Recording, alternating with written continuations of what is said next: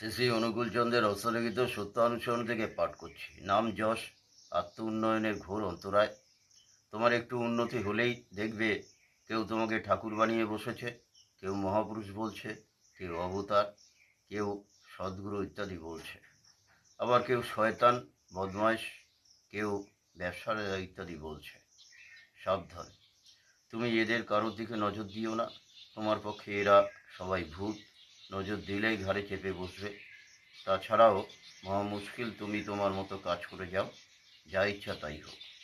নাম যশ ইত্যাদির আশায় যদি তোমার মন ভক্তের আচরণ করে, তাহলে তো মনে কপটতা লুকিয়েই রয়েছে। তৎক্ষণাৎ তাকে মেরে বের করে দাও, তবেই মঙ্গল, নতুবা সবই পণ্ড হবে। ঠাকুর, অবতার কিংবা ভগবান ইত্যাদি হবার স্বাদ গেলেই তুমি নিশ্চয়ই ভণ্ড হয়ে পড়বে। আর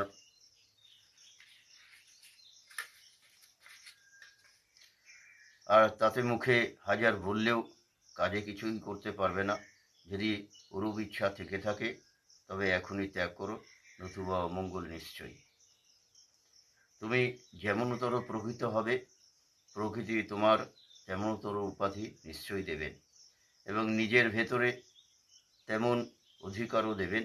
ইহা নিত্য প্রত্যক্ষ করছ, তবে আর চাইবে কি?